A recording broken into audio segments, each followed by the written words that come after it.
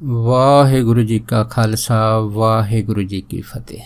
ਗੁਰੂ ਪਿਆਰੇ ਗੁਰੂ ਸਵਾਰੀ ਸਨਮਾਨਯੋਗ ਸਾਧ ਸੰਗਤ ਜੀਓ, ਅੱਜ ਦਾਸ ਸੰਤ ਬਾਬਾ ਜਵਾਲਾ ਸਿੰਘ ਜੀ ਦੇ ਜੀਵਨ ਦੀ ਪ੍ਰਸੰਗ ਲੜੀਵਾਰ ਕਥਾ ਜਿਹੜੀ ਹੈ ਉਸ ਦੇ ਦਰਸ਼ਨਾਂ ਦੀ ਅਗਲੀ ਕੜੀ ਆਪ ਸਾਰੀਆਂ ਸੰਗਤਾਂ ਨਾਲ ਸਾਂਝਾ ਕਰਦਾ ਹੈ। ਸੋ ਇੱਕ ਨਾ ਸਰਦਾਰ ਵੀਰ ਸਿੰਘ ਹੋਏ ਜਿਹੜੇ ਮਿਸਤਰੀ ਸੀਗੇ। ਜਦੋਂ ਇਹ ਮਿਸਤਰੀ ਆਪਣੇ ਕੰਮਕਾਰ ਦੇ ਸਿਲਸਿਲੇ ਦੇ ਵਿੱਚ ਕੋਟਾ ਸ਼ਾਹ ਇਲਾਕੇ ਦੇ ਅੰਦਰ ਕੰਮ ਕਰਦੇ ਹੁੰਦੇ ਸੀ। ਇੱਥੇ ਨੇ ਕਾਫੀ ਸਾਲ ਲਾਏ ਇਸ ਇਲਾਕੇ 'ਚ ਕੰਮ ਕਰਦਿਆਂ ਅਤੇ ਕਾਫੀ ਨਿਵਾਣਾ ਵੀ ਖੱਟਿਆ ਹੈਗਾ, ਅਤੇ ਜਿਹਦੇ ਫਲਸਰੂਪ ਮਿਹਨਤ ਦਾ ਸਿੱਟਾ ਨਿਕਲਿਆ ਕਿ ਇਹਨਾਂ ਨੇ ਨਾ ਕਾਫੀ ਧਨ ਦੌਲਤ ਵੀ ਕਮਾਇਆ। ਸੋ ਜਦੋਂ ਕਾਫੀ ਸਾਲਾਂ ਤੋਂ ਬਾਅਦ ਇਹਨਾਂ ਦੇ ਮਨ ਦੇ ਵਿੱਚ ਫੁਰਨਾ ਬਣਿਆ ਕਿ ਚਲੋ ਆਪਣੇ ਪਿੰਡ ਚੱਲਦੇ ਹਾਂ। ਸੋ ਇਹ ਗੱਡੀ ਫੜ ਕੇ ਲਾਹੌਰ ਤੋਂ ਜਦ ਪੰਜਾਬ ਪਹੁੰਚੇ ਆ ਅਤੇ ਇੱਥੇ ਨਸਰਾਲੇ ਸਟੇਸ਼ਨ 'ਤੇ ਉਤਰੇ ਆ, ਅਤੇ ਉਸ ਟਾਈਮ ਸ਼ਾਮ ਦਾ ਸਮਾਂ ਹੋ ਗਿਆ ਸੀ। ਕੁਛ ਹਨੇਰਾ ਜਿਹੜਾ ਸੀਗਾ ਸ਼ੁਰੂ ਹੋ ਗਿਆ। ਪਰ ਇੱਥੇ ਲੋਕਾਂ ਨੇ ਇਹਨਾਂ ਨੂੰ ਦੱਸਿਆ ਹੈਗਾ ਕਿ ਜਿਸ ਇਲਾਕੇ ਥਾਣੀ ਤੁਸੀਂ ਜਾਣਾ ਹੈਗਾ ਇਹ 4 ਮੀਲ ਦੀ ਉਜਾੜ ਦਾ ਇਲਾਕਾ ਹੈਗਾ, ਅਤੇ ਇਸ ਇਲਾਕੇ ਦੇ ਵਿੱਚ ਕਾਫੀ ਗਰੋਹ ਜਿਹੜੇ ਹਨ ਉਹ ਆਉਂਦੇ ਜਾਂਦੇ ਮੁਸਾਫਰਾਂ ਨੂੰ ਰਸਤੇ 'ਚ ਲੁੱਟ ਲੈਂਦੇ ਆ। ਅਤੇ ਇਹ ਜਿਹੜਾ ਖਦਸ਼ਾ ਸੀਗਾ, ਡਰ ਸੀਗਾ, ਇਹ ਸਰਦਾਰ ਵੀਰ ਸਿੰਘ ਦੇ ਮਨ ਦੇ ਵਿੱਚ ਵੀ ਆ ਗਿਆ। ਅਤੇ ਬੜੇ ਮਨ 'ਚ ਭੈਭੀਤ ਹੋਏ ਕਿ ਹੁਣ ਪਿੰਡ ਵੀ ਪਹੁੰਚਣਾ ਜ਼ਰੂਰੀ ਆ, ਸ਼ਾਮ ਦਾ ਸਮਾਂ ਵੀ ਆ ਅਤੇ ਕੋਲ ਸਮਾਨ ਵੀ ਆ। ਇਹਨਾਂ ਨੇ ਫਿਰ ਉਸੇ ਟਾਈਮ ਖੜ੍ਹਿਆਂ ਅਰਦਾਸ ਕੀਤੀ।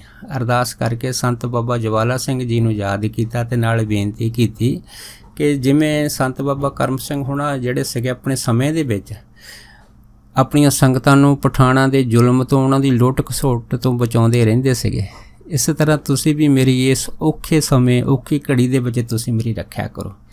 ਜਦ ਇਹ ਬੇਨਤੀ ਸਰਦਾਰ ਵੀਰ ਸਿੰਘ ਹੁਣਾਂ ਨੇ ਅਰਦਾਸ ਦੇ ਰੂਪ ਦੇ ਵਿੱਚ ਕੀਤੀ, ਅਰਦਾਸ ਦੀ ਸਮਾਪਤੀ ਤੋਂ ਬਾਅਦ ਇਹਨਾਂ ਨੇ ਆਪਣਾ ਜਿਹੜਾ ਭਾਰ ਦਾ ਸਮਾਨ ਦਾ ਇੱਕ ਟਰੰਕ ਸੀਗਾ ਉਹ ਸਿਰ 'ਤੇ ਚੱਕ ਲਿਆ, ਅਤੇ ਦੂਸਰਾ ਜਿਹੜਾ ਭਾਰ ਵਾਲਾ ਝੋਲਾ ਸੀ ਉਹ ਆਪਣੇ ਹੱਥ 'ਚ ਫੜ ਲਿਆ। ਅਤੇ ਇਹ 4 ਮੀਲ ਦਾ ਜਿਹੜਾ ਅਜਾੜੀ ਇਲਾਕਾ ਸੀਗਾ ਨਾ, ਇਹਦੇ ਵਿੱਚ ਦੀ ਲੰਘਣਾ ਸੀਗਾ, ਇੱਧਰ ਨੂੰ ਤੁਰ ਪਏ। ਪਰ ਜਿਉਂ ਤੁਰੇ ਵੀ ਜਾਂਦੇ ਆ ਅਤੇ ਡਰਦੇ ਵੀ ਆ ਅੰਦਰੋਂ, ਅਤੇ ਮਨ ਵਿੱਚ ਬਾਬਾ ਜਵਾਲਾ ਸਿੰਘ ਜੀ ਦੇ ਚਰਨਾਂ ਵਿੱਚ ਬੇਨਤੀ ਵੀ ਕਰਦੇ ਜਾਂਦੇ ਆ। ਪਰ ਦੇਖੋ ਇਹਨਾਂ ਦੀ ਬੇਨਤੀ ਜਿਹੜੀ ਹੈ ਉਹ ਬਾਬਾ ਜਵਾਲਾ ਸਿੰਘ ਜੀ ਦੇ ਚਰਨਾਂ ਦੇ ਵਿੱਚ ਇਸ ਤਰ੍ਹਾਂ ਪਹੁੰਚੀ ਹੈ ਕਿ ਜਿਵੇਂ ਕੋਈ ਟੈਲੀਫੋਨ ਕਰਦਾ ਹੈਗਾ ਜਾਂ ਕੋਈ ਤਾਰ ਚਿੱਠੀ ਆ ਉਹ ਤਾਂ ਲੇਟ ਨਾਲ ਪਹੁੰਚ ਸਕਦੀ ਹੈ, ਪਰ ਗੁਰਸਿੱਖ ਦੀ ਬੇਨਤੀ ਜਿਹੜੀ ਹੈ ਨਾ ਪਹਿਲ ਦੇ ਆਧਾਰ 'ਤੇ ਮਹਾਂਪੁਰਖਾਂ ਦੇ ਚਰਨਾਂ 'ਚ ਪਹੁੰਚਦੀ ਆ। ਇੱਧਰ ਹੀ ਬੇਨਤੀ ਕਰ ਰਿਹਾ ਸੀਗਾ, ਨਾਲ ਜਾ ਰਿਹਾ ਸੀਗਾ। ਉੱਧਰ ਸੰਤ ਬਾਬਾ ਜਵਾਲਾ ਸਿੰਘ ਹੋਣਾ ਨੇ ਨਾ, ਉਹਨਾਂ ਦਾ ਇੱਕ ਸੇਵਕ ਸੀਗਾ। ਇਹ ਜਿਹੜਾ ਸੇਵਕ ਸੀ ਉਹਦਾ ਨਾਂ ਸੀ ਸਰਦਾਰ ਜਗ ਸਿੰਘ। ਅਤੇ ਸਰਦਾਰ ਜਗ ਸਿੰਘ ਨੂੰ ਆਵਾਜ਼ ਮਾਰੀ ਕਿ ਭਾਈ ਛੇਤੀ ਕਰੋ, ਇੱਕ ਪਾਣੀ ਦੀ ਜਲ ਦੀ ਗੜਬੀ ਲੈ ਕੇ ਤੁਸੀਂ ਸਾਡੇ ਨਾਲ ਹੁਣੇ ਹੀ ਤੁਰੋ। ਸੋ ਸਰਦਾਰ ਜਗ ਸਿੰਘ ਜਿਹੜੇ ਭਾਈ ਸੀ ਗੁਰਸਿੱਖ ਗੜਵਈ ਸੰਤ ਬਾਬਾ ਜਵਾਲਾ ਸਿੰਘ ਹੋਣਾ ਦੇ ਉਸੇ ਟਾਈਮ ਤਿਆਰ ਹੋ ਗਏ, ਤਾਂ ਬਾਬਾ ਜਵਾਲਾ ਸਿੰਘ ਹੋਣਾ ਦੇ ਨਾਲ ਜਿੱਧਰ ਬਾਬਾ ਜੀ ਨੇ ਇਸ਼ਾਰਾ ਕੀਤਾ ਉੱਧਰ ਨੂੰ ਤੁਰ ਪਏ। ਇੱਧਰੋਂ ਸਰਦਾਰ ਸੇਵਾ ਸਿੰਘ ਜਿਉਂ ਯਾਰਡ 'ਚ ਜਾ ਰਹੇ ਆ, ਅਤੇ ਜਿਸ ਗੱਲ ਦਾ ਖਦਸ਼ਾ ਸੀਗਾ ਉਹੀ ਗੱਲ ਸਾਹਮਣੇ ਹੋਈ ਆ। ਰਸਤੇ ਦੇ ਵਿੱਚ ਇੱਕ ਗਰੋਹ ਦੇ ਕੁਛ ਆਦਮੀਆਂ ਨੇ ਇਹਨਾਂ ਨੂੰ ਘੇਰ ਲਿਆ ਸਰਦਾਰ ਸੇਵਾ ਸਿੰਘ ਨੂੰ, ਅਤੇ ਜ਼ੋਰ ਦੇਣੀ ਗੜਕਵੀਂ ਆਵਾਜ਼ ਦੇ ਵਿੱਚ ਕਹਿਤਾ ਕਿ ਭਾਈ ਠਹਿਰ ਜਾ, ਜਿੰਨਾ ਵੀ ਸਮਾਨ ਹੈ ਇੱਥੇ ਥੱਲੇ ਰੱਖ ਦੇ। ਬਸ ਇੱਕ ਐਸੀ ਆਵਾਜ਼ ਸੀ ਜਿਸ ਨੂੰ ਸੁਣ ਕੇ ਸਰਦਾਰ ਸੇਵਾ ਸਿੰਘ ਦੇ ਪੈਰਾਂ ਦੇ ਥੱਲੋਂ ਮਿੱਟੀ ਨਿਕਲ ਗਈ। ਪਰ ਉਸੇ ਟਾਈਮ ਜਦ ਡਰ ਦੇ ਨਾਲ ਲੱਤਾਂ ਕੰਬਣ ਲੱਗ ਪਈਆਂ, ਆਪਣਾ ਟਰੰਕ ਸਿਰ ਤੋਂ ਰੱਖ ਕੇ ਥੱਲੇ ਰੱਖ ਦਿੱਤਾ, ਝੋਲਾ ਵੀ ਟਰੰਕ 'ਤੇ ਰੱਖ ਦਿੱਤਾ, ਅਤੇ ਸਰਦਾਰ ਸੇਵਾ ਸਿੰਘ ਹੁਣਾਂ ਨੇ ਆਪਣੇ ਨੇਤਰ ਬੰਦ ਕਰਕੇ ਬਾਬਾ ਜਵਾਲਾ ਸਿੰਘ ਜੀ ਦੇ ਚਰਨਾਂ ਦੇ ਵਿੱਚ ਅਰਦਾਸ ਬੇਨਤੀਆਂ ਜੋਦੜੀਆਂ ਕਰਨੀਆਂ ਸ਼ੁਰੂ ਕਰ ਦਿੱਤੀਆਂ। ਜਿਉਂ ਹੀ ਜੋਦੜੀਆਂ ਕਰ ਰਿਹਾ ਹੈਗਾ, ਇੱਧਰੋਂ ਗਰੋਹ ਦੇ ਮੈਂਬਰ ਜਿਹੜੇ ਸੀਗੇ, ਲੁਟੇਰੇ ਸੀਗੇ, ਉਹ ਵੀ ਸਰਦਾਰ ਸੇਵਾ ਸਿੰਘ ਦੇ ਪਾਸ ਪਹੁੰਚ ਗਏ। ਅਤੇ ਇੱਧਰੋਂ ਸੰਤ ਬਾਬਾ ਜਵਾਲਾ ਸਿੰਘ ਆਪਣੇ ਜਿਹੜੇ ਸੇਵਾਦਾਰ ਗੜਬਈ ਜਗ ਸਿੰਘ ਦੇ ਨਾਲ ਇਹ ਵੀ ਉਸ ਐਨ ਮੌਕੇ 'ਤੇ ਉਸ ਅਸਥਾਨ ਦੇ ਉੱਤੇ ਪਹੁੰਚੇ ਜਿਸ ਅਸਥਾਨ ਦੇ ਉੱਤੇ ਸਰਦਾਰ ਸੇਵਾ ਸਿੰਘ ਜੀ ਅਰਦਾਸ ਬੇਨਤੀ ਕਰਦੇ ਸੀਗੇ। ਅਤੇ ਪਰ ਸਰਦਾਰ ਸੇਵਾ ਸਿੰਘ ਜੀ ਕਿਉਂਕਿ ਅੱਖਾਂ ਮੀਟ ਕੇ ਅਰਦਾਸ ਬੇਨਤੀ ਕਰ ਰਹੇ ਸੀਗੇ, ਜਿਉਂ ਹੀ ਅੱਖਾਂ ਮੀਟ ਕੇ ਕਰ ਰਹੇ ਸੀ, ਯਕਦਮ ਇੱਕ ਬਿਜਲੀ ਦੀ ਚਮਕ ਦਾ ਲਿਸ਼ਕਾਰਾ ਸਰਦਾਰ ਸੇਵਾ ਸਿੰਘ ਨੇ ਨੇਤਰਾਂ 'ਚ ਪਿਆ। ਜਦ ਅੱਖਾਂ ਖੋਲ੍ਹੀਆਂ ਤਾਂ ਕੀ ਦੇਖਿਆ, ਸਾਹਮਣੇ ਸੰਤ ਬਾਬਾ ਜਵਾਲਾ ਸਿੰਘ ਜੀ ਖੜ੍ਹੇ ਆਪਣੇ ਸੇਵਾਦਾਰ ਭਾਈ ਸਾਹਿਬ ਭਾਈ ਜਗ ਸਿੰਘ ਹੁਣਾਂ ਦੇ ਨਾਲ। ਇਹ ਦੇਖਦੇ ਸਾਰੀ ਸੇਵਾ ਸਿੰਘ ਦੌੜ ਕੇ ਜਾ ਕੇ ਸੰਤਾਂ ਦੇ ਚਰਨੀ ਪੈ ਗਏ, ਅਤੇ ਸੰਤਾਂ ਨੇ ਸਰਦਾਰ ਸੇਵਾ ਸਿੰਘ ਨੂੰ ਆਖਿਆ ਕਿ ਤੁਸੀਂ ਕੋਈ ਚਿੰਤਾ ਨਾ ਕਰੋ, ਅਸੀਂ ਪਹੁੰਚ ਗਏ ਹਾਂ। ਜਦ ਇੰਨੀ ਗੱਲ ਕਹਿਣ ਦੀ ਢੇਰ ਸੀਗੀ ਅਤੇ ਉੱਧਰ ਲਟੇਰੇ ਵੀ ਉਸੇ ਟਾਈਮ ਸਮਾਨ ਲੁੱਟਣ ਦੇ ਤਰੀਕੇ ਦੇ ਨਾਲ ਜਦ ਸਰਦਾਰ ਸੇਵਾ ਸਿੰਘ ਦੇ ਇਲਾਕੇ ਪਹੁੰਚੇ, ਉਹਨਾਂ ਨੇ ਸੰਤ ਬਾਬਾ ਜਵਾਲਾ ਸਿੰਘ ਨੂੰ ਜਿਉਂ ਹੀ ਦੇਖਿਆ, ਦੇਖਦੇ ਸਾਰੀ ਕਿਸੇ ਦੀ ਜ਼ਰੂਰਤ ਨਹੀਂ ਪਈ ਕਿ ਸਰਦਾਰ ਸੇਵਾ ਸਿੰਘ ਦੇ ਸਮਾਨ ਨੂੰ ਹੱਥ ਪਾ ਲਈਏ। पर सारे ਜਿਹੜੇ ਲਟੇਰੇ ਸੀਗੇ ਉਹਨਾਂ ਨੇ ਵੀ ਸੰਤ ਬਾਬਾ ਜਵਾਲਾ ਸਿੰਘ ਨੂੰ ਮਹਾਂਪੁਰਖ ਜਾਣ ਕੇ ਉਸੇ ਟਾਈਮ ਹੀ ਇਹਨਾਂ ਦੇ ਚਰਨਾਂ ਦੇ ਵਿੱਚ ਮੱਥਾ ਟੇਕ ਦਿੱਤਾ। ਜਦ ਮੱਥਾ ਟੇਕਿਆ ਬਾਬਾ ਜਵਾਲਾ ਸਿੰਘ ਜੀ ਚੁੱਪ ਰਹੇ, ਪਰ ਜਦ ਲਟੇਰਿਆਂ ਦੀ ਇਹ ਬਿਰਤੀ ਦੇਖ ਕੇ ਬਾਬਾ ਜਵਾਲਾ ਸਿੰਘ, ਸਰਦਾਰ ਸੇਵਾ ਸਿੰਘ ਤੇ ਜਿਹੜੇ ਨਾਲ ਦੇ ਸਾਰੇ ਲਟੇਰੇ ਸੀ ਇਹਨਾਂ ਨੂੰ ਵਾਪਸ ਆਪਣੇ ਅਸਥਾਨ 'ਤੇ ਲੈ ਆਏ। ਇੱਥੇ ਲਿਆ ਕੇ ਬਾਬਾ ਜਵਾਲਾ ਸਿੰਘ ਹੁਣਾਂ ਨੇ ਪਹਿਲਾਂ ਤਾਂ ਇਹਨਾਂ ਨੂੰ ਅੰਨ ਪਾਣੀ ਛਕਾਇਆ ਹੈ। ਉਸ ਤੋਂ ਬਾਅਦ ਫਿਰ ਬਾਬਾ ਜਵਾਲਾ ਸਿੰਘ ਹੁਣਾਂ ਨੇ ਇਹਨਾਂ ਨੂੰ ਉਪਦੇਸ਼ ਬਖਸ਼ਿਆ ਹੈ। ਇਸ ਉਪਦੇਸ਼ ਦੇ ਵਿੱਚ ਬਾਬਾ ਜੀ ਨੇ ਇਹ ਆਖਿਆ ਸੀਗਾ ਕਿ ਭਾਈ ਚੋਰ ਕੀ ਹਮਾ ਭਰੇ ਨਾ ਕੋਈ। ਇਸ ਸ਼ਬਦ ਦੀ ਜਿਹੜੀ ਸਾਰੀ ਜੋ ਉਦਾਹਰਨ ਸੀਗੀ ਜਾਂ ਸ਼ਬਦ ਦੀ ਜੋ ਉਪਦੇਸ਼ ਸੀਗਾ ਇਹਨਾਂ ਲਟੇਰਿਆਂ ਨੂੰ ਬਾਬਾ ਜੀ ਨੇ ਉਹਨਾਂ ਸਮਿਆਂ ਦੇ ਵਿੱਚ ਦਿੱਤਾ ਸੀਗਾ। ਅਤੇ ਦੇ ਕੇ ਇਹ ਵੀ ਆਖਿਆ ਸੀਗਾ ਭਾਈ ਅਸਲੀ ਗੁਰਸਿੱਖ ਦਾ ਕਰਮ ਜਿਹੜਾ ਉਹ ਨਾਮ ਜਪਣਾ, ਕਿਰਤ ਕਰਨਾ ਅਤੇ ਵੰਡ ਛਕਣਾ। ਜਿਹੜੇ ਨਾਮ ਨਹੀਂ ਜਪਦੇ, ਕਿਰਤ ਨਹੀਂ ਕਰਦੇ, ਵੰਡ ਕੇ ਨਹੀਂ ਛਕਦੇ, ਅਖੀਰ ਸਮੇਂ ਉਹ ਫਿਰ ਜਦ ਉਹਨਾਂ ਦੇ ਸਵਾਸ ਪੂਰੇ ਹੋ ਜਾਂਦੇ ਆ ਅਤੇ ਇਹ ਫਿਰ ਲੋਕ ਜਿਹੜੇ ਅਖੀਰ ਆਪਣੇ ਸਿਰ ਦੇ ਉੱਤੇ ਜਮਦੂਤਾਂ ਦਾ ਡੰਡਾ ਸਹਿੰਦੇ ਆ। ਉਸ ਤੋਂ ਬਾਅਦ ਜਦ ਮਹਾਂਪੁਰਖਾਂ ਨੇ ਇਸ ਤਰ੍ਹਾਂ ਉਪਦੇਸ਼ ਦਿੱਤਾ ਸੀਗਾ, ਇਹ ਫਿਰ ਜਿਹੜੇ ਲਟੇਰੇ ਸੀਗੇ ਜਿਹੜੇ ਬਾਬਾ ਜੀ ਦੇ ਨਾਲ ਹੀ ਬਾਬਾ ਜੀ ਇਹਨਾਂ ਨੂੰ ਡੇਰੇ 'ਚ ਲਏ ਸੀਗੇ, ਇਹਨਾਂ ਦੇ ਮਨ ਦੇ ਵਿੱਚ ਐਸਾ ਅਸਰ ਹੋਇਆ ਕਿ ਇਹਨਾਂ ਨੇ ਉਸੇ ਟਾਈਮ ਹੀ ਬਾਬਾ ਜੀ ਦੇ ਅੱਗੇ ਆਖ ਦਿੱਤਾ ਕਿ ਅਸੀਂ ਅੱਜ ਤੋਂ ਬਾਅਦ ਕਦੀ ਵੀ ਕੋਈ ਲੁੱਟ ਖੋਹ ਨਹੀਂ ਕਰਾਂਗੇ, ਕਦੀ ਵੀ ਕਿਸੇ ਗਰੀਬ ਦਾ ਸਮਾਨ ਚੋਰੀ ਨਹੀਂ ਕਰਾਂਗੇ। ਸੋ ਇਹ ਲਟੇਰੇ ਵੀ ਜਿਹੜੇ ਸਮਾਂ ਪਾ ਕੇ ਬਾਬਾ ਜਵਾਲਾ ਸਿੰਘ ਹੁਣਾਂ ਦੇ ਸੇਵਕ ਬਣੇ ਸੀਗੇ। ਇਸੇ ਤਰ੍ਹਾਂ ਪਿੰਡ ਪੰਡੋਰੀ ਆ, ਉੱਥੇ ਸਰਦਾਰ ਹਜ਼ਾਰਾ ਸਿੰਘ ਜੀ ਹੈ। ਇਹ ਜਿਹੜੇ ਸਰਦਾਰ ਹਜ਼ਾਰਾ ਸਿੰਘ ਸੀ ਇਹ ਬਾਬਾ ਨੰਦ ਸਿੰਘ ਹੁਣਾਂ ਦੇ ਭਤੀਜੇ ਰਹੇ ਆ, ਪਰ ਸਮਾਂ ਪਾ ਕੇ ਇਹਨਾਂ ਦੇ ਔਲਾਦ ਨਹੀਂ ਸੀ ਹੁੰਦੀ। ਇਹਨਾਂ ਨੇ ਆਪਣੇ ਸਮੇਂ ਦੇ ਵਿੱਚ ਬੜੇ ਇਲਾਜ ਵੀ ਕਰਾਏ ਆ ਔਲਾਦ ਦੀ ਖਾਤਰ, ਅਤੇ ਹੋਰ ਵੀ ਕਈ ਸਿਆਣਿਆਂ ਦੇ ਪਾਸੋਂ ਕਈ ਤਰ੍ਹਾਂ ਦੀ ਓੜ ਪੋੜ ਕਰਾਏ ਆ, ਪਰ ਕਿਸੇ ਤਰ੍ਹਾਂ ਇਹਨਾਂ ਦੀ ਜਿਹੜੇ ਔਲਾਦ ਘਰ ਦੇ ਵਿੱਚ ਨਹੀਂ ਸੀ ਹੋ ਰਹੀ। ਇੱਕ ਦਿਨ ਉਦਾਸ ਬੈਠੇ ਸੀਗੇ ਇਹ, ਅਤੇ ਕੁਦਰਤੀ ਸੰਤ ਬਾਬਾ ਨੰਦ ਸਿੰਘ ਹੁਣ ਇਹਨਾਂ ਦੇ ਪਾਸ ਆਏ ਅਤੇ ਆਪਣੇ ਭਤੀਜੇ ਹਜ਼ਾਰਾ ਸਿੰਘ ਨੂੰ ਪੁੱਛਿਆ ਕਿ ਕੀ ਗੱਲ ਹੈ, ਤੂੰ ਉਦਾਸ ਕਿਉਂ ਬੈਠਾ ਹੈ। ਤਾਂ ਫਿਰ ਸਰਦਾਰ ਹਜ਼ਾਰਾ ਸਿੰਘ ਨੇ ਆਪਣੇ ਦਿਲ ਦੀ ਜਿਹੜੀ ਪੀੜਾ ਸੀ ਬਾਬਾ ਨੰਦ ਸਿੰਘ ਦੇ ਨਾਲ ਕੀਤੀ ਸੀ ਕਿ ਚਾਚਾ ਜੀ ਦੇਖੋ ਸਾਰਿਆਂ ਦੇ ਘਰਾਂ ਦੇ ਵਿੱਚ ਬੂਟੇ ਆ, ਔਲਾਦ ਹੈ, ਬੱਚੇ ਹੈ, ਖੁਸ਼ੀਆਂ ਖੇੜੇ ਆ, ਅਤੇ ਮੈਂ ਵੀ ਚਾਹੁੰਦਾ ਕਿ ਮੇਰਾ ਘਰ ਵੀ ਇਸ ਤਰ੍ਹਾਂ ਜਿਹੜਾ ਭਰਿਆ ਹੋਵੇ ਬੱਚਿਆਂ ਦੇ ਨਾਲ, ਬੜਾ ਵਧੀਆ ਲੱਗਦਾ ਹੈ।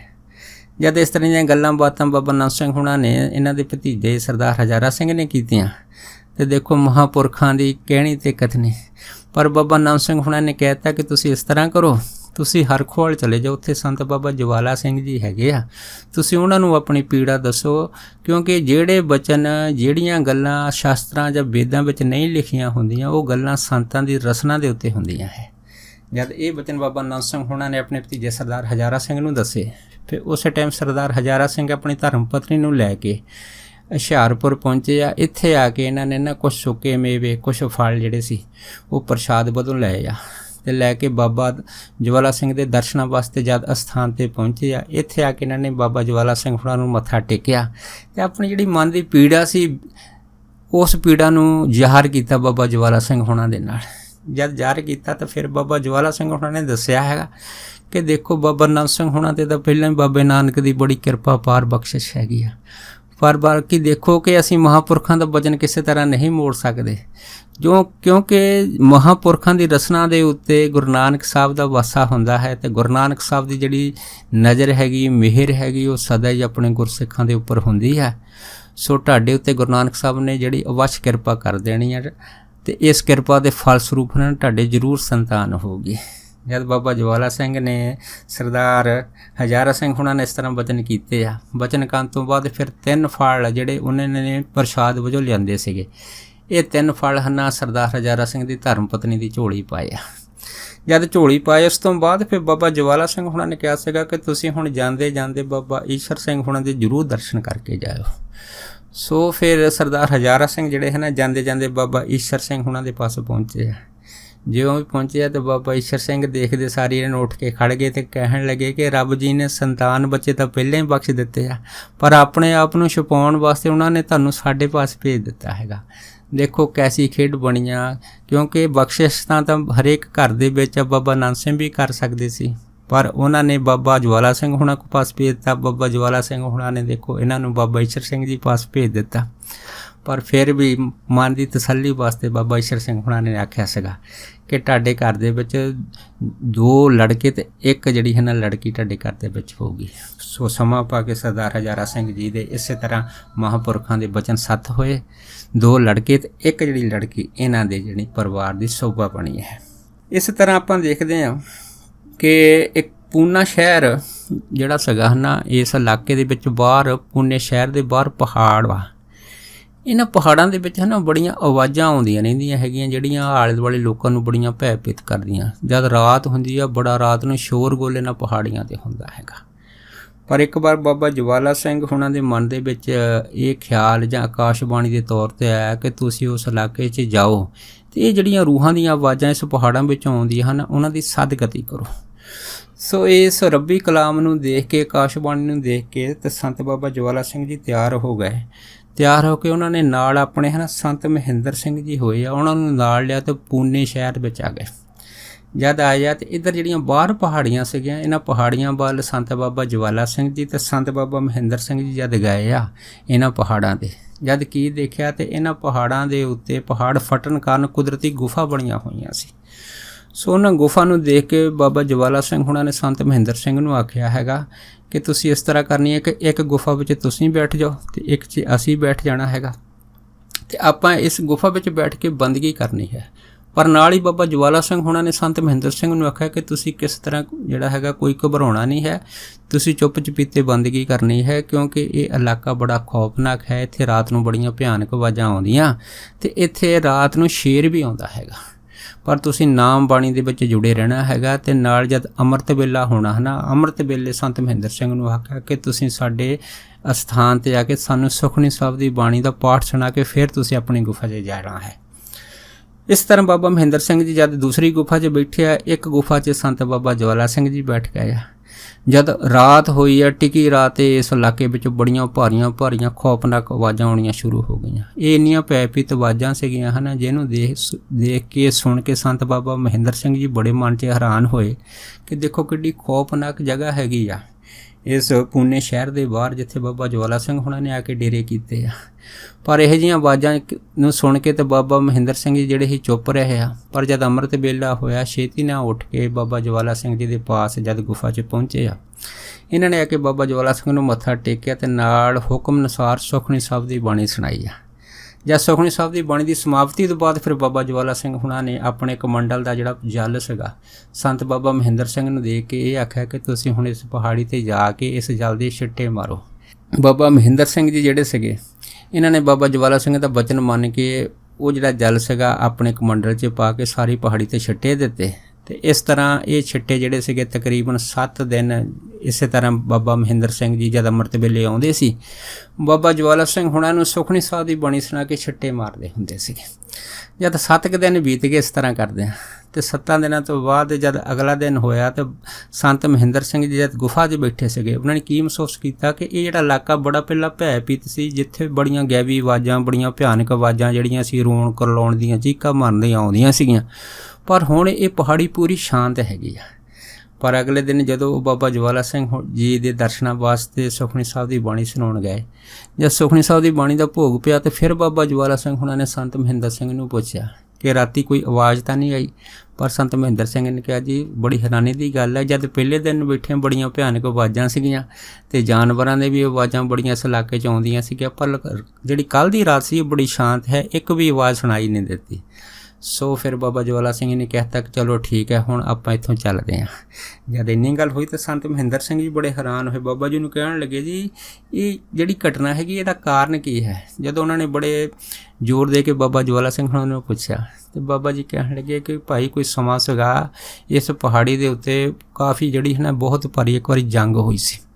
ਇਸ ਜੰਗ ਦੇ ਵਿੱਚ ਬਹੁਤ ਸਾਰੇ ਸੈਨਿਕ ਜਿਹੜੇ ਮਾਰੇ ਗਏ ਸੀਗੇ। ਸੋ ਇਹ ਜਿਹੜੀਆਂ ਰੂਹਾਂ ਹਨ ਉਦੋਂ ਦੀਆਂ ਇਸ ਇਲਾਕੇ ਦੇ ਵਿੱਚ ਭਟਕ ਰਹੀਆਂ, ਇਹਨਾਂ ਦੀ ਸਦਗਤੀ ਨਹੀਂ ਹੋਈ। ਸੋ ਸਾਨੂੰ ਰੱਬੀ ਹੁਕਮ ਦੇ ਅਨੁਸਾਰ ਅਸੀਂ ਇੱਥੇ 7 ਦਿਨ ਰਹਿ ਕੇ ਇਹਨਾਂ ਰੂਹਾਂ ਦੀ ਸਦਗਤੀ ਵਾਸਤੇ ਹੀ ਇੱਥੇ ਡੇਰਾ ਲਾਇਆ ਸੀਗਾ। ਹੁਣ ਇਹ ਸਾਰੀਆਂ ਰੂਹਾਂ ਦੀ ਸਦਗਤੀ ਹੋ ਗਈ ਆ। ਇਹ ਰੂਹਾਂ ਜਿਹੜੀਆਂ ਹੈ ਇਹ ਅਸਥਾਨ ਛੱਡ ਕੇ ਹੈ ਨਾ ਫਿਰ ਆਪਣੇ ਉਸ ਲੋਕ ਵਿੱਚ ਚਲੇ ਗਈਆਂ ਹੈ ਜਿਸ ਲੋਕ ਦੇ ਵਿੱਚ ਇਹਨਾਂ ਦਾ ਜਾਣਾ ਬੜਾ ਜ਼ਰੂਰੀ ਸੀਗਾ। ਜਦ ਇਹ ਬਚਨ ਬਾਬਾ ਮਹਿੰਦਰ ਸਿੰਘ ਹੁਣਾਂ ਨੇ ਸੁਣਿਆ ਤੇ ਬਾਬਾ ਜਵਾਲਾ ਸਿੰਘ ਹੁਣਾਂ ਦੀ ਮਹਿਮਾ ਨੂੰ ਦੇਖ ਕੇ ਦੰਗ ਰਹਿ ਗਏ ਸੀਗੇ ਤੇ ਉਹਨਾਂ ਦੀ ਸ਼ਰਧਾ ਬਾਬਾ ਜਵਾਲਾ ਸਿੰਘ ਹੁਣਾਂ ਤੇ ਹੋਰ ਵੀ ਜ਼ਿਆਦਾ ਪਰਪੱਕ ਹੋ ਗਈ ਸੀ। ਫਿਰ ਬਾਬਾ ਜਵਾਲਾ ਸਿੰਘ ਹੁਣਾਂ ਨੇ ਕਿਹਾ ਸੀਗਾ ਕਿ ਭਾਈ ਹੁਣ ਆਪਾਂ ਜਾਣ ਤਾਂ ਲੱਗੇ ਹਾਂ ਤੇ ਸਾਨੂੰ ਦੇਖ ਕੇ ਸੰਗਤ ਜਿਹੜੀ ਹੈ ਨਾ ਕਾਫੀ ਆ ਜਾਏਗੀ, ਇਸ ਕਰਕੇ ਹਰੇਕ ਸੰਗਤ ਸਾਨੂੰ ਆਪਣੇ ਘਰ ਵਾਸਤੇ ਲਿਜਾਣ ਵਾਸਤੇ ਚਰਨ ਪਾਉਣ ਵਾਸਤੇ ਜ਼ੋਰ ਦੇਵੇਗੀ। ਸੋ ਤੁਸੀਂ ਇਸ ਤਰ੍ਹਾਂ ਕਰਨਾ ਕਿ ਸਾਡਾ ਨਾਮ ਨਹੀਂ ਲੈਣਾ ਹੈਗਾ। ਸੋ ਬਾਬਾ ਮਹਿੰਦਰ ਸਿੰਘ ਜੀ ਹੁਣੀ ਨੇ ਦੇਖਿਆ ਕਿ ਵਾਕਿਆ ਜਦੋਂ ਜਾ ਰਹੇ ਸੀ ਤਾਂ ਸੰਗਤ ਨੇ ਬਾਬਾ ਮਹਿੰਦਰ ਸਿੰਘ ਹੁਣਾਂ ਨੂੰ ਪਛਾਣ ਲਿਆ।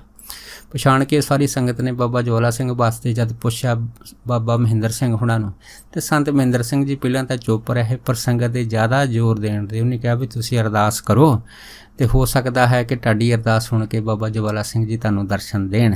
ਫਿਰ ਪੂਨੇ ਦੀ ਸਾਰੀ ਸੰਗਤ ਨੇ ਜਦ ਅਰਦਾਸ ਕੀਤੀ ਸੀ ਹੈ ਨਾ, ਤੇ ਫਿਰ ਬਾਬਾ ਜਵਾਲਾ ਸਿੰਘ ਹੁਣ ਜਿਹੜੇ ਸੀ ਉਹ ਸਾਹਮਣੇ ਆ ਗਏ ਸੀ ਤੇ ਜਿਨ੍ਹਾਂ ਨੂੰ ਦਰਸ਼ਨ ਕਰਕੇ ਜਿਨ੍ਹਾਂ ਦੇ ਸੰਗਤਾਂ ਉਸ ਟਾਈਮ ਬੜੀਆਂ ਪ੍ਰਸੰਨ ਹੋਈਆਂ ਸੀਗੀਆਂ।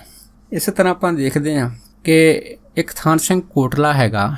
ਇਸ ਕੋਟਲੇ ਦੇ ਵਿੱਚ ਸਰਦਾਰ ਹਾਕਮ ਸਿੰਘ, ਸਰਦਾਰ ਚੰਦਾ ਸਿੰਘ, ਸਰਦਾਰ ਕਨ੍ਹਈਆ ਸਿੰਘ, ਇਹ ਜਿਹੜੇ ਸਰਦਾਰ ਹਨ ਇਸ ਇਲਾਕੇ ਦੇ ਰਹਿਣ ਵਾਲੇ ਆ, ਜਿਹੜੇ ਕਾਫੀ ਅਮੀਰ ਵੀ ਹੈਗੀ ਆ ਤੇ ਇਹਨਾਂ ਦੀ ਜਿਹੜੀ ਹੈ ਨਾ ਦੁਆਬਾ ਬੱਸ ਸਰਵਿਸ ਹੈਗੀ ਆ, ਇਹਦੇ ਵਿੱਚ ਇਹਨਾਂ ਦੇ ਸ਼ੇਅਰ ਵੀ ਆ।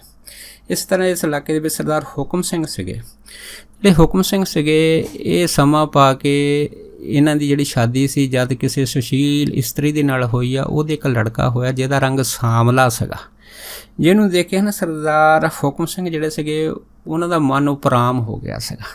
ਸੋ ਜਿੱਥੇ ਉਹ ਮਨ ਹੀ ਮਨ ਆਪਣੇ ਬੱਚੇ ਨੂੰ ਉਹਦਾ ਰੰਗ ਦੇਖ ਕੇ ਨਫ਼ਰਤ ਕਰਨ ਲੱਗ ਪਏ ਸੀ, ਤਾਂ ਆਪਣੀ ਇਸਤਰੀ ਦੇ ਨਾਲ ਵੀ ਉਹਨਾਂ ਨੂੰ ਨਫ਼ਰਤ ਹੋ ਗਈ ਸੀਗੀ। ਪਰ ਉਹਨਾਂ ਨੇ ਸਮਾਂ ਪਾ ਕੇ ਆਪਣਾ ਜਿਹੜਾ ਬੱਚਾ ਸੀਗਾ ਜਿਹਦਾ ਰੰਗ ਸਾਂਵਲਾ ਸੀਗਾ, ਇਹਨੂੰ 5-6 ਜਮਾਤਾਂ ਪੜ੍ਹਾਈਆਂ। ਉਸ ਤੋਂ ਬਾਅਦ ਫਿਰ ਇਹਨੂੰ ਕਾਰਪੈਂਟਰੀ ਦਾ ਕੰਮ ਸਿਖਾ ਦਿੱਤਾ ਸੀਗਾ।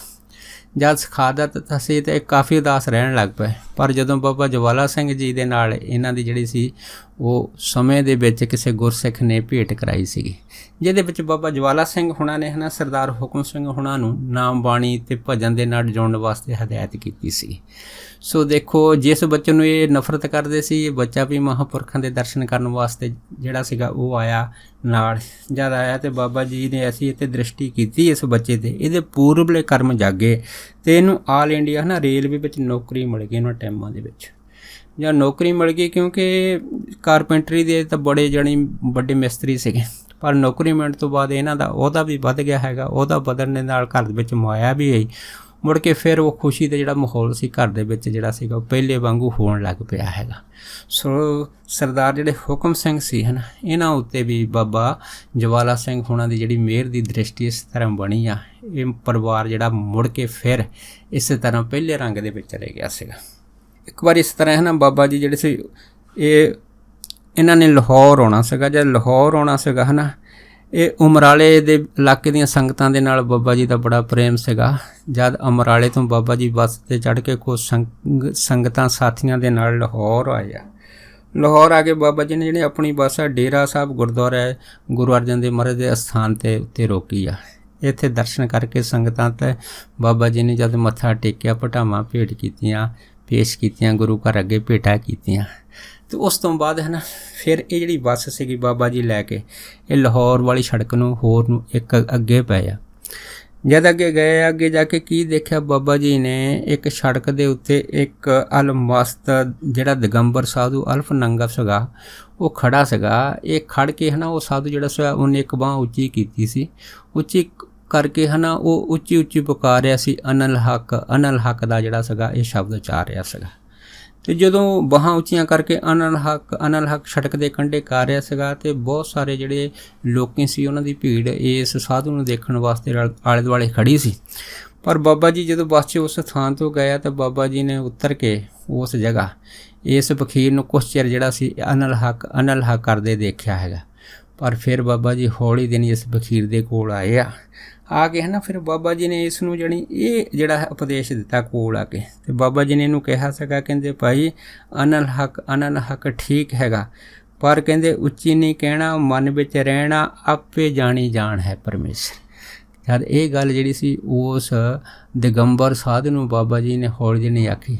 ਉਹ ਦਿਗੰਬਰ ਸਾਧੂ ਨੇ ਜਦ ਬਾਬਾ ਜੀ ਦੇ ਚਿਹਰੇ ਵੱਲ ਤੱਕਿਆ ਸੀਗਾ ਅਤੇ ਦੇਖਦੇ ਸਾਰੀ ਉਹਦੇ ਅੰਦਰ ਬਰਾਗ ਦਾ ਹੜ ਫੱਟ ਜਿਹੜਾ ਸੀਗਾ ਉਹ ਫੁੱਟ ਗਿਆ ਸੀਗਾ। ਉਸੇ ਟਾਈਮ ਬਾਬਾ ਜਵਾਲਾ ਸਿੰਘ ਜੀ ਦੇ ਚਰਨਾਂ 'ਚ ਢਹਿ ਪਿਆ ਸੀਗਾ ਇਹ ਜਿਹੜਾ ਸਾਧੂ ਦਿਗੰਬਰ ਸੀਗਾ। ਇੰਨੇ रो ਕੇ ਬਾਬਾ ਜਵਾਲਾ ਸਿੰਘ ਜੀ ਦੇ ਚਰਨ ਧੋਤੇ ਸੀ। ਫਿਰ ਬਾਬਾ ਜਵਾਲਾ ਸਿੰਘ ਹੁਣਾਂ ਨੇ ਇਸ ਸਾਧ ਨੂੰ ਧੀਰਜ ਦਿੱਤਾ ਸੀਗਾ ਤੇ ਧੀਰਜ ਦੇ ਕੇ ਬਾਬਾ ਜੀ ਨੇ ਆਖਿਆ ਕਿ ਅਨਲ ਹੱਕ ਠੀਕ ਹੈਗਾ, ਪਰ ਆਮ ਲੋਕਾਂ ਨੂੰ ਸੁਣਾਉਣਾ ਹੈ ਨਾ ਇਹ ਠੀਕ ਨਹੀਂ ਹੈ, ਕਿਉਂਕਿ ਜੋ ਵੀ ਹੈ ਨਾ ਉਹ ਤੁਹਾਡੇ ਮਨ ਦੇ ਵਿੱਚ ਹੀ ਆ। ਇਸ ਕਰਕੇ ਕਹਿੰਦੇ ਉੱਚਾ ਨਹੀਂ ਕਹਿਣਾ, ਮਨ ਵਿੱਚ ਰਹਿਣਾ, ਕਿਉਂਕਿ ਵਾਹਿਗੁਰੂ ਆਪ ਜਾਣੀ ਜਾਣ ਹੈਗਾ। ਇਸ ਤਰ੍ਹਾਂ ਇੱਕ ਸਰਦਾਰ ਹੈ ਨਾ ਸ਼ਿਵਦੇਵ ਸਿੰਘ ਜੀ ਹੋਏ ਆ, ਇਹ ਮੁਗਲਵਾੜਾ ਪਿੰਡ ਦੇ ਸੀਗੇ। ਇਹ ਜਿਹੜੇ ਸਰਦਾਰ ਸ਼ਿਵਦੇਵ ਸਿੰਘ ਜੀ ਸੀ ਹੈ ਨਾ, ਸਮਾਂ ਪਾ ਕੇ ਇਹਨਾਂ ਦੀ ਸਿਹਤ ਕਾਫੀ ਖਰਾਬ ਹੋਈ। ਇਹਨਾਂ ਨੂੰ ਹੈ ਨਾ ਇੱਕ TB ਨਾਂ ਦੀ ਜਿਹੜੀ ਬਿਮਾਰੀ ਸੀ ਉਹ ਸਖਤ ਲੱਗ ਗਈ, ਅਤੇ ਜਿਸ TB ਦੀ ਬਿਮਾਰੀ ਦੇ ਕਾਰਨ ਇਹਦੇ ਸਰੀਰ ਦੇ ਅੰਦਰ ਪਾਣੀ ਭਰ ਜਾਂਦਾ ਸੀਗਾ ਅਤੇ ਸਾਰੇ ਸਰੀਰ ਦੇ ਵਿੱਚ ਸੋਜ ਵੀ ਆ ਜਾਂਦੀ ਸੀ। ਸੋ ਸਰਦਾਰ ਸ਼ਿਵਦੇਵ ਸਿੰਘ ਜੀ ਜਿਹੜੇ ਸੀਗੇ, ਇੱਕ ਸੋਨਲ TB ਵਾਲਿਆਂ ਦਾ ਜਿਹੜਾ ਹੌਸਪੀਟਲ ਹੈਗਾ ਇਹਦੇ ਵਿੱਚ ਇਹ 2 ਸਾਲ ਰਹੇ ਆ, ਪਰ ਸੋਨਲ TB ਹੌਸਪੀਟਲ 2 ਸਾਲ ਰਹਿਣ ਦੇ ਬਾਵਜੂਦ ਵੀ ਇਹਨਾਂ ਦੀ ਸਿਹਤ ਦੇ ਵਿੱਚ ਕੋਈ ਸੁਧਾਰ ਨਹੀਂ ਹੋਇਆ। ਪਰ ਅਖੀਰ ਫਿਰ ਡਾਕਟਰਾਂ ਨੇ ਇਹਨਾਂ ਨੂੰ ਜਵਾਬ ਦੇ ਦਿੱਤਾ। ਸੋ ਸਰਦਾਰ ਸ਼ਿਵਦੇਵ ਸਿੰਘ ਜੀ ਜਿਹੜੇ ਸੀਗੇ ਇਹ ਫਿਰ ਆਪਣੇ ਜਦ ਘਰ ਆਏ ਆ, ਇਹਨਾਂ ਨੇ ਘਰ ਆ ਕੇ ਆਪਣੀ ਜਿਹੜੀ ਪਤਨੀ ਇਹਨਾਂ ਦੀ ਸੀ ਕਿਰਪਾਲ ਕੌਰ ਬੀਬੀ ਜੀ, ਇਹਨੂੰ ਆਖਿਆ ਕਿ ਮੈਨੂੰ ਇਸ ਤਰ੍ਹਾਂ ਲੱਗਦਾ ਕਿ ਜਿਵੇਂ ਮੇਰਾ ਅੰਤ ਸਮਾਂ ਆ ਗਿਆ ਹੈਗਾ, ਸੋ ਤੁਸੀਂ ਮੈਨੂੰ ਅੰਮ੍ਰਿਤਸਰ ਲੈ ਜਾਓ ਅਤੇ ਅੰਮ੍ਰਿਤਸਰ ਜਾ ਕੇ ਮੇਰਾ ਚਿੱਤ ਕਰਦਾ ਕਿ ਮੈਂ ਜਿਹੜਾ ਆਪਣੇ ਜੀਵਨ ਦਾ ਆਖਰੀ ਇਸ਼ਨਾਨ ਕਰਾਂ। ਜਦ ਇਹ ਵਿਚਾਰਾਂ ਘਰ ਵਿੱਚ ਹੋਈਆਂ ਸੀ ਅਤੇ ਇਹ ਸਰਦਾਰ ਸ਼ਿਵਦੇਵ ਸਿੰਘ ਜੀ ਆਪਣੀ ਧਰਮ ਪਤਨੀ ਕਿਰਪਾਲ ਕੌਰ ਨੂੰ ਲੈ ਕੇ ਇੱਧਰ ਅੰਮ੍ਰਿਤਸਰ ਜਦ ਇਲਾਕੇ ਵਿੱਚ ਪਹੁੰਚੇ ਆ, ਅਤੇ ਇੱਥੇ ਇਹਨਾਂ ਦਾ ਇੱਕ ਭੈਣ ਸਰਦਾਰ ਸ਼ਿਵਦੇਵ ਸਿੰਘ ਦੀ ਵਿਆਹੀ ਸੀ, ਜਿਹਦਾ ਨਾਂ ਸੀ ਬੀਬੀ ਰਘਬੀਰ ਕੌਰ, ਅਤੇ ਰਘਬੀਰ ਕੌਰ ਜੀ ਦੇ ਜਿਹੜੇ ਘਰ ਵਾਲੇ ਸੀ ਉਹਨਾਂ ਦਾ ਨਾਂ ਸੀ ਅਜੇਪਾਲ ਸਿੰਘ। ਸੋ ਅਜੇਪਾਲ ਸਿੰਘ ਜਿਹੜੇ ਸੀਗੇ ਇਹ ਸਰਦਾਰ ਸ਼ਿਵਦੇਵ ਸਿੰਘ ਉਹਨਾਂ ਦੇ ਰਿਸ਼ਤੇ ਵਿੱਚ ਜੀਜਾ ਲੱਗਦੇ ਸੀਗੇ। ਜਦ ਇਹ ਆਪਣੀ ਭੈਣ ਦੇ ਪਾਸ ਗਏ ਆ ਅਤੇ ਜਦ ਇਹਨਾਂ ਦੀ ਭੈਣ ਰਘਬੀਰ ਕੌਰ ਦੇ ਉਹਨਾਂ ਦੇ ਘਰ ਵਾਲੇ ਅਜੇਪਾਲ ਸਿੰਘ ਨੇ ਹੈ ਨਾ ਸਰਦਾਰ ਸ਼ਿਵਦੇਵ ਸਿੰਘ ਦੀ ਇਹ ਹਾਲਤ ਦੇਖੀ ਆ, ਅਤੇ ਇਹ ਦੇਖ ਕੇ ਬੜੇ ਹੈਰਾਨ ਹੋਏ ਆ ਅਤੇ ਬਹੁਤ ਘਬਰਾਏ ਆ।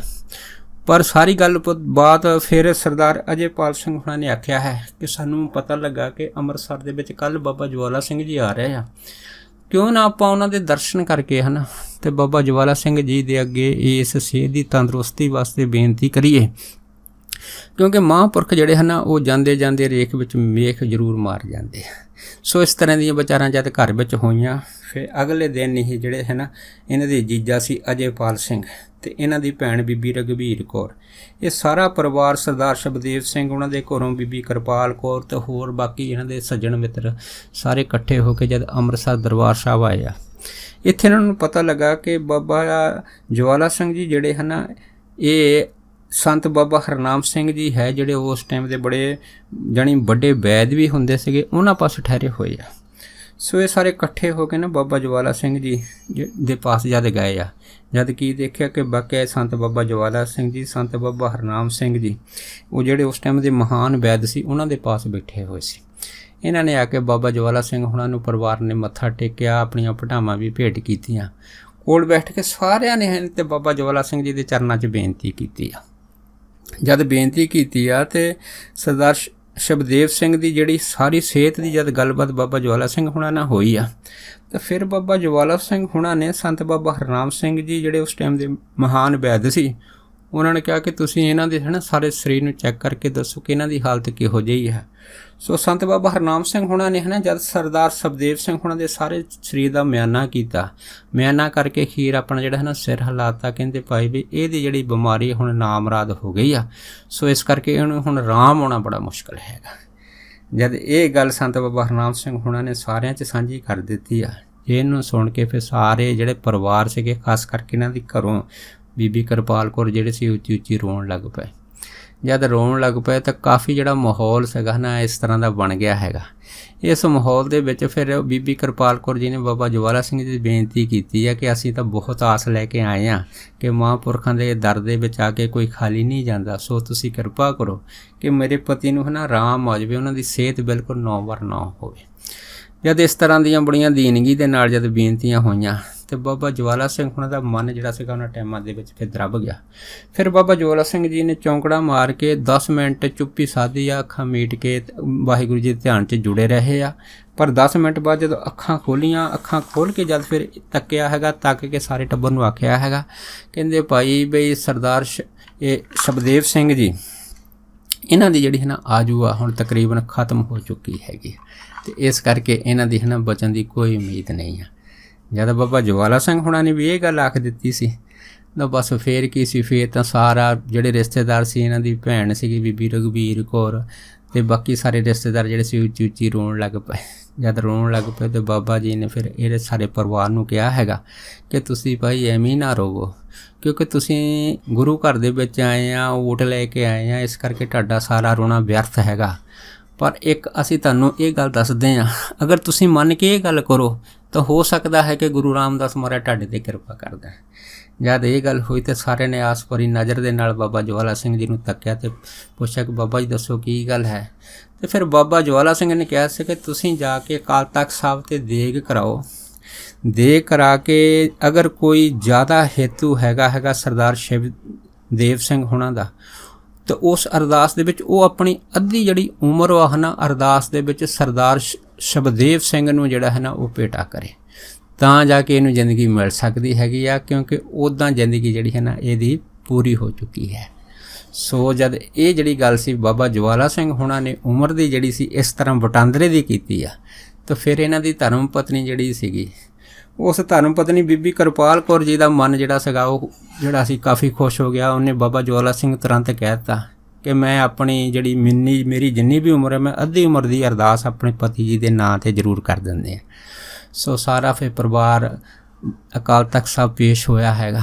ਜਦ ਉੱਥੇ ਗਿਆ ਹੈਗਾ, ਇਹਨਾਂ ਨੇ ਜਾ ਕੇ ਅਰਦਾਸ ਕੀਤੀ, ਅਰਦਾਸ ਕਰਕੇ ਦੇਗ ਵਰਤਾਈ ਹੈ। ਉਸ ਅਰਦਾਸ 'ਚ ਬੇਨਤੀ ਕੀਤੀ ਕਿ ਧੰਨ ਧੰਨ ਸਾਹਿਬ ਸ੍ਰੀ ਗੁਰੂ ਹਰਗੋਬਿੰਦ ਸਾਹਿਬ ਮਹਾਰਾਜ ਜੀ, ਮੇਰੀ ਪੀਰੀ ਦੇ ਮਾਲਕ, ਕਿ ਤੁਸੀਂ ਕਿਰਪਾ ਕਰੋ ਅਤੇ ਮੇਰੀ ਜਿਹੜੀ ਅੱਧੀ ਉਮਰ ਆ ਨਾ ਮੇਰੇ ਪਤੀ ਜੀ ਨੂੰ ਦੇ ਦਿਓ ਅਤੇ ਉਹਨਾਂ ਦੀ ਜ਼ਿੰਦਗੀ ਨੂੰ ਮੋੜ ਇਸ ਸੰਸਾਰ ਦੇ ਵਿੱਚ ਜੀਵਤ ਕਰ ਦਿਓ, ਸਰਜੀਤ ਕਰ ਦਿਓ। ਜਦ ਇਹ ਜਿਹੜੀ ਸੀ ਉਮਰ ਦੀ ਅਦਲਾ ਬਦਲੀ ਦੀ ਬੇਨਤੀ ਇਹਨਾਂ ਦੀ ਪਤਨੀ ਬੀਬੀ ਕਿਰਪਾਲ ਕੌਰ ਜੀ ਨੇ ਕੀਤੀ ਆ। ਦੇਖੋ ਬਸ ਐਸਾ ਗੁਰੂ ਘਰ ਦਾ ਚਮਤਕਾਰ ਹੋਇਆ ਹੈਗਾ ਕਿ ਬਾਬਾ ਜਵਾਲਾ ਸਿੰਘ ਜੀ ਦੇ ਕਹੇ ਜਿਹੜੇ ਬਚਨ ਸੀਗੇ ਉਹ ਸੱਤ ਹੋਏ, ਉਹਨਾਂ ਦੀ ਜੁਗਤੀ ਜਿਹੜੀ ਸੀ ਇਸ ਘਰ ਦੇ ਵਿੱਚ ਰੰਗ ਲਿਆਈ। ਬਸ ਫਿਰ ਕੀ ਸੀ, ਸਰਦਾਰ ਸ਼ਿਵਦੇਵ ਸਿੰਘ ਹੁਣਾਂ ਦੀ ਜਿਹੜੀ ਸਿਹਤ ਸੀ ਇੱਕ ਦੋ ਦਿਨਾਂ ਦੇ ਵਿੱਚ ਹੀ ਜਿਹੜੀ ਉਹਨੂੰ ਮੋੜ ਪੈਣਾ ਸ਼ੁਰੂ ਹੋ ਗਿਆ। ਅੱਜ ਹੋਰ ਪੜ ਕੇ ਹੋਰ, ਅਤੇ ਇੱਕ ਦੋ ਮਹੀਨੇ ਦੇ ਵਿੱਚ ਹੀ ਸਰਦਾਰ ਸ਼ਿਵਦੇਵ ਸਿੰਘ ਜਿਹੜੇ ਸੀਗੇ ਇਹ ਪੂਰੇ 9/9 ਹੋ ਗਏ ਅਤੇ ਆਪਣੇ ਪਰਿਵਾਰ ਦੇ ਵਿੱਚ ਫਿਰ ਪਹਿਲੇ ਵਾਂਗੂ ਹੀ ਵਿਚਰਨਾ ਸ਼ੁਰੂ ਕਰ ਦਿੱਤਾ। ਸੋ ਇਹ ਹੈ ਮਹਾਂਪੁਰਖਾਂ ਦੀ ਕਿਰਪਾ ਦ੍ਰਿਸ਼ਟੀ ਜਿਹੜੀ ਇਸ ਪਰਿਵਾਰ 'ਤੇ ਹੋਈ ਸੀ। ਇਸੇ ਤਰ੍ਹਾਂ ਇੱਕ ਹੈ ਨਾ ਸਰਦਾਰ ਬਰਿਆਮ ਸਿੰਘ ਜੀ ਸੀਗੇ। ਇਹ ਜਿਹੜੇ ਸਰਦਾਰ ਬਰਿਆਮ ਸਿੰਘ ਸੀ ਇਹ ਵੀ ਬਾਬਾ ਜਵਾਲਾ ਸਿੰਘ ਹੁਣਾਂ ਦੇ ਬੜੇ ਨਜ਼ਦੀਕੀ ਸੀ, ਬੜੇ ਸੇਵਾਦਾਰ ਸੀਗੇ। ਅਤੇ ਇਹਨਾਂ ਦੀ ਸੇਵਾ ਭਾਵਨਾ ਨੂੰ ਦੇਖ ਕੇ ਇੱਕ ਦਿਨ ਸੰਤਾਂ ਨੇ ਸਰਦਾਰ ਬਰਿਆਮ ਸਿੰਘ ਨੂੰ ਆਖਿਆ ਕਿ ਤੁਸੀਂ ਇਸ ਤਰ੍ਹਾਂ ਕਰੋ, ਯੂਪੀ 'ਚ ਜਾ ਕੇ ਥੋੜ੍ਹੀ ਜ਼ਮੀਨ ਹੀ ਖਰੀਦ ਲਓ। ਇਹ ਅਗਰ ਤੁਸੀਂ ਜ਼ਮੀਨ ਖਰੀਦੋਗੇ ਤਾਂ ਤੁਸੀਂ ਬੜੇ ਫਾਇਦੇ ਵਿੱਚ ਰਹੋਗੇ। ਪਰ ਜਦ ਇਹ ਗੱਲ ਬਾਬਾ ਜੀ ਨੇ ਸਰਦਾਰ ਬਰਿਆਮ ਸਿੰਘ ਨੂੰ ਆਖੀ ਤਾਂ ਫਿਰ ਬਰਿਆਮ ਸਿੰਘ ਜੀ ਨੇ ਬਾਬਾ ਜੀ ਨੂੰ ਕਹਿ ਤਾ ਕਿ ਮਹਾਂਪੁਰਖੋ ਕਿ ਚਿੱਤ ਤਾਂ ਸਾਡਾ ਵੀ ਕਰਦਾ ਕਿ ਮੈਂ ਜ਼ਮੀਨ ਖਰੀਦ ਲਵਾਂ, ਪਰ ਘਰ ਦੇ ਵਿੱਚ ਤਾਂ ਤੇਲ ਲੂਣ ਜੋਗੇ ਵੀ ਪੈਸੇ ਨਹੀਂ ਹੈ ਅਤੇ ਮੈਂ ਜ਼ਮੀਨ ਕਿੱਧਰੋਂ ਖਰੀਦਾਂ। ਜਦ ਇਹ ਗੱਲ ਹੋਈ ਤਾਂ ਬਾਬਾ ਜਵਾਲਾ ਸਿੰਘ ਜੀ ਇਹ ਗੱਲ ਸੁਣ ਕੇ ਚੁੱਪ ਕਰ ਗਏ। ਪਰ ਮਹੀਨੇ ਬਾਅਦ ਬਾਬਾ ਜੀ ਨੇ ਫਿਰ ਸਰਦਾਰ ਬਰਿਆਮ ਸਿੰਘ ਹੁਣਾਂ ਨੂੰ ਇਹ ਆਖਿਆ ਕਿ ਤੁਸੀਂ ਜਾ ਕੇ ਇੱਕ ਵਾਰੀ ਜ਼ਮੀਨ ਜਿਹੜੀ ਯੂਪੀ 'ਚ ਦੇਖ ਆਓ ਅਤੇ ਜ਼ਮੀਨ ਸਸਤੀ ਮਿਲਦੀ ਹੈਗੀ ਆ ਅਤੇ ਤੁਸੀਂ ਇਸ ਨੂੰ ਜ਼ਰੂਰ ਖਰੀਦ ਲਓ। ਪਰ ਬਾਬਾ ਜਵਾਲਾ ਸਿੰਘ ਹੁਣਾਂ ਜੇ ਦੂਸਰੀ ਵਾਰੀ ਕਿਹਾ ਤਾਂ ਸਰਦਾਰ ਬਰਿਆਮ ਸਿੰਘ ਨੇ ਫਿਰ ਪਹਿਲੇ ਵਾਲਾ ਜਵਾਬ ਦਿੱਤਾ, ਜਿਹਨੂੰ ਸੁਣ ਕੇ ਬਾਬਾ ਜੀ ਫਿਰ ਚੁੱਪ ਕਰ ਗਏ। ਪਰ ਤੀਸਰੇ ਵਾਰੀ 20 ਕੁ ਦਿਨਾਂ ਬਾਅਦ ਬਾਬਾ ਜਵਾਲਾ ਸਿੰਘ ਹੁਣਾਂ ਨੇ ਫਿਰ ਸਰਦਾਰ ਬਰਿਆਮ ਸਿੰਘ ਨੂੰ ਆਖਿਆ ਕਿ ਤੁਸੀਂ ਯੂਪੀ ਜਾ ਕੇ ਜ਼ਮੀਨ ਖਰੀਦ ਲਓ ਅਤੇ ਫਿਰ ਤੁਸੀਂ ਬਹੁਤ ਫਾਇਦੇ 'ਚ ਰਹੋਗੇ, ਨਹੀਂ ਤਾਂ ਫਿਰ ਤੁਸੀਂ ਇਹ ਬਾਅਦ ਵਿੱਚ ਨਾ ਪਛਤਾਇਓ। ਤਾਂ ਫਿਰ ਸਰਦਾਰ ਬਰਿਆਮ ਸਿੰਘ ਜੀ ਬਾਬਾ ਜਵਾਲਾ ਸਿੰਘ ਜੀ ਦੇ ਚਿਹਰੇ ਵੱਲ ਤੱਕਣ ਲੱਗੇ ਅਤੇ ਬਾਬਾ ਜਵਾਲਾ ਸਿੰਘ ਨੇ ਆਖਿਆ ਕਿ ਤੁਸੀਂ ਹੁਣ ਨਾ ਨਹੀਂ ਕਰਨੀ ਹੈਗੀ, ਜਾ ਕੇ ਸਵੇਰੇ ਆਪਣੇ ਪੁੱਤਰ ਨੂੰ ਤਿਆਰ ਕਰੋ, ਉਹਨੂੰ ਯੂਪੀ ਭੇਜੋ ਤਾਂ ਕਿ ਉਹ ਜ਼ਮੀਨ ਪਸੰਦ ਕਰਕੇ ਆਵੇ। ਸੋ ਫਿਰ ਇਹਨਾਂ ਦਾ ਜਿਹੜਾ ਪੁੱਤਰ ਸੀ ਨਾ ਸੇਵਾ ਸਿੰਘ, ਸਰਦਾਰ ਬਰਿਆਮ ਸਿੰਘ ਦਾ, ਸਰਦਾਰ ਬਰਿਆਮ ਸਿੰਘ ਨੇ ਆਪਣੇ ਪੁੱਤਰ ਸੇਵਾ ਸਿੰਘ ਨੂੰ ਜਦ ਤਿਆਰ ਕੀਤਾ, ਤਿਆਰ ਕਰਕੇ ਅਤੇ ਕਹਿ ਤਾ ਕਿ ਤੁਸੀਂ ਜਾ ਕੇ ਹੈ ਨਾ ਯੂਪੀ ਜਾ ਕੇ ਚੰਗੀ ਜ਼ਮੀਨ ਖਰੀਦ ਕੇ ਹੈ ਨਾ ਉਹਦੀ ਗੱਲਬਾਤ ਕਰਕੇ ਫਿਰ ਸਾਨੂੰ ਬਾਅਦ ਦੇ ਵਿੱਚ ਦੱਸਿਓ।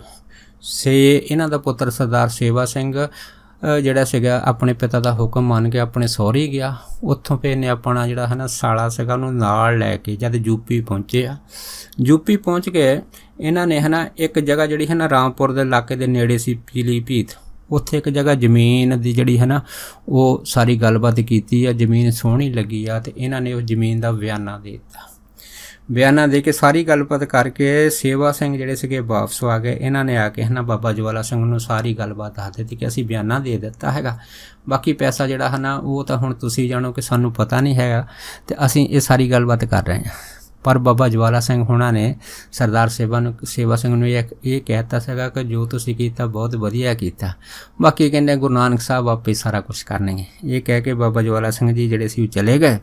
ਪਰ ਦੇਖੋ ਦੂਸਰੇ ਦਿਨ ਇੱਕ ਐਸੀ ਜਿਹੜੀ ਜ਼ਾਹਰੀ ਕਰਾਮਾਤ ਹੋਈ ਆ ਕਿ ਸਰਦਾਰ ਬਰਿਆਮ ਸਿੰਘ ਦੇ ਜਿਹੜੇ ਵੱਡੇ ਭਰਾ ਸੀ ਜਿਨ੍ਹਾਂ ਦਾ ਨਾਂ ਸੀ ਸਰਦਾਰ ਬਸੰਤ ਸਿੰਘ, ਉਹਨਾਂ ਦੀ ਘਰ ਤਾਰ ਆਈ। ਉਹਨਾਂ ਨੇ ਕਹਿਤਾ ਤਾਰ ਦੇ ਵਿੱਚ ਕਿ ਮੈਂ ਇਸ ਹਫ਼ਤੇ ਦੇ ਵਿੱਚ ਅਮਰੀਕਾ ਤੋਂ ਘਰ ਆ ਰਿਹਾ ਹੈਗਾ, ਇਸ ਕਰਕੇ ਤੁਸੀਂ ਹੈ ਨਾ ਆਪਣੀ ਪੂਰੀ ਤਿਆਰੀ ਰੱਖੋ। ਜਦ ਇਹ ਤਾਰ ਦੀ ਖਬਰ ਜਿਹੜੀ ਖੁਸ਼ੀ ਦੀ ਸੀ ਸਰਦਾਰ ਬਰਿਆਮ ਸਿੰਘ ਨੇ ਉਹਨੇ ਸੁਣੀ ਆ ਅਤੇ ਪੜ੍ਹੀ ਇਸ ਤਾਰ ਨੂੰ, ਬਸ ਫੇਰ ਕੀ ਸੀ, ਘਰ ਦੇ ਵਿੱਚ ਬੜੀ ਖੁਸ਼ੀ ਹੋਈ ਆ, ਕਿਉਂਕਿ ਘਰ ਦੇ ਵਿੱਚ ਮਾਇਆ ਦੀ ਤਾਂ ਪਹਿਲਾਂ ਹੀ ਲੋੜ ਸੀ। ਪਰ ਆਪਣੇ ਭਰਾ ਸਰਦਾਰ ਬਸੰਤ ਸਿੰਘ ਜੀ ਦਾ ਅਮਰੀਕਾ ਤੋਂ ਆਉਣਾ ਸੁਣ ਕੇ ਸਰਦਾਰ ਬਰਿਆਮ ਸਿੰਘ ਜੀ ਬੜੇ ਖੁਸ਼ ਹੋਏ। ਇਹ ਸਾਰੇ ਫਿਰ ਬਾਬਾ ਜਵਾਲਾ ਸਿੰਘ ਜੀ ਦੇ ਪਾਸ ਪਹੁੰਚੇ ਆ। ਇਹਨਾਂ ਨੇ ਆ ਕੇ ਸਰਦਾਰ ਬਸੰਤ ਸਿੰਘ ਦਾ ਆਉਣਾ ਦੱਸਿਆ ਬਾਬਾ ਜੀ ਦੇ ਕੋਲ, ਪਰ ਬਾਬਾ ਜੀ ਜਿਹੜੇ ਸੀ ਇਕੱਲੇ ਮੁਸਕਰਾ ਪਏ। ਪਰ ਉਹੀ ਗੱਲ ਹੋਈ, ਜਦ ਇੱਕ ਹਫ਼ਤਾ ਹੋਇਆ ਤਾਂ ਸਾਰਾ ਪਰਿਵਾਰ ਜਿਹੜਾ ਸੀਗਾ ਸਰਦਾਰ ਬਸੰਤ ਸਿੰਘ ਹੋਣਾ ਨੂੰ ਜਦ ਸਟੇਸ਼ਨ 'ਤੇ ਲੈਣ ਗਿਆ ਤੇ ਬੜੀ ਖੁਸ਼ੀ ਸਰਦਾਰ ਬਸੰਤ ਸਿੰਘ ਨੂੰ ਕਰ ਲਿਆਂਦਾ। ਪਰ ਤੀਸਰੇ ਦਿਨ ਸਾਰਾ ਪਰਿਵਾਰ ਫਿਰ ਬਾਬਾ ਜਵਾਲਾ ਸਿੰਘ ਜੀ ਦੇ ਪਾਸ ਆ ਕੇ ਤੇ ਉਹ ਜਿਹੜੀ ਜ਼ਮੀਨ ਦੀ ਗੱਲਬਾਤ ਕੀਤੀ ਸੀ ਨਾ ਪੀਲੀਭੀਤ ਦੇ ਇਲਾਕੇ ਦੇ ਵਿੱਚ, ਉਹਦਾ ਜਿੰਨਾ ਵੀ ਜੋ ਬਕਾਇਆ ਬਣਦਾ ਸੀਗਾ ਜਾਂ ਜੋ ਗੱਲਬਾਤ ਸੀ ਮਾਇਆ, ਇਹ ਸਾਰੇ ਪਰਿਵਾਰ ਨੇ ਉਸ ਜ਼ਮੀਨ ਦੀ ਕੀਮਤ ਤਾਰ ਕੇ ਉੱਥੇ ਬੜੀ ਭਾਰੀ ਜਿਹੜੀ ਸੀਗੀ ਉਹ ਜ਼ਮੀਨ ਖਰੀਦੀ ਉਹਨਾਂ ਟਾਈਮਾਂ ਦੇ ਵਿੱਚ। ਸੋ ਕਹਿਣ ਤੋਂ ਭਾਵ ਇਹ ਹੈਗਾ ਕਿ ਇਹ ਜ਼ਮੀਨ ਜਿਹੜੀ ਬਾਬਾ ਜੀ ਨੇ ਕਹੀ ਸੀਗੀ ਇਹ ਕਾਫੀ ਇਸ ਪਰਿਵਾਰ ਦੇ ਵਿੱਚ ਖੁਸ਼ੀ ਦਾ ਕਾਰਨ ਬਣੀ ਆ, ਕਿਉਂਕਿ ਮਹਾਂਪੁਰਖਾਂ ਦੇ ਕੋਲ ਜੋ ਸਮਾਂ ਆਉਣ ਵਾਲਾ ਹੁੰਦਾ ਹੈਗਾ, ਉਸ ਆਉਣ ਵਾਲੇ ਸਮੇਂ ਦੀ ਜੋ ਵੀ ਲਾਭ ਹਾਨੀ ਹੈਗੀ ਆ, ਉਸ ਲਾਭ ਹਾਨੀ ਨੂੰ ਬਤੌਰ ਰੱਖ ਕੇ ਆਪਣੇ ਸੇਵਾਦਾਰਾਂ ਨੂੰ ਜਿਹੜੇ ਮਹਾਂਪੁਰਖ ਹੈਗੇ ਆ ਉਹ ਚਿਤਾਰਦੇ ਰਹਿੰਦੇ ਆ। ਸੋ ਇਹ ਸਾਰੀ ਜਿਹੜੇ ਨਾ ਸੇਵਾ ਦਾ ਫਲ ਹੈਗਾ ਕਿ ਕਿਵੇਂ ਜਿਹੜੇ ਮਹਾਂਪੁਰਖ ਹੈਗੇ ਆ ਉਹ ਆਪਣੇ ਸੇਵਾਦਾਰਾਂ ਦੀ ਸਮੇਂ-ਸਮੇਂ 'ਤੇ ਮਦਦ ਕਰਦੇ ਆ ਅਤੇ ਉਹਨਾਂ ਨੂੰ ਲਾਭ ਹਾਨੀ ਦੀਆਂ ਸਾਰੀਆਂ ਗੱਲਾਂ ਦੱਸ ਕੇ ਉਹਨਾਂ ਦੇ ਜੀਵਨ ਨੂੰ ਲੋਕ ਦੇ ਵਿੱਚ ਵੀ ਸੁਖੀ ਬਣਾਉਂਦੇ ਆ ਅਤੇ ਪਰਲੋਕ ਦੇ ਵਿੱਚ ਵੀ ਇਹ ਜਿਹੜੇ ਮਹਾਂਪੁਰਖ ਹੈ ਸੁਖੀ ਬਣਾ ਦਿੰਦੇ ਆ। ਸੋ ਇੰਨੇ ਬਚਨ ਕਰਦਾ ਹੋਇਆ ਦਾਸ ਖੇਮਾ ਦਾ ਜਾਚਕ ਹੈ ਜੀ, ਭੁੱਲਾਂ ਚੁੱਕਾਂ ਦੀ ਖੇਮਾ ਬਖਸ਼ਣੀ। ਸੋ ਫਤਿਹ ਬੁਲਾਓ ਜੀ। ਵਾਹਿਗੁਰੂ ਜੀ ਕਾ ਖਾਲਸਾ, ਵਾਹਿਗੁਰੂ ਜੀ ਕੀ ਫਤਿਹ।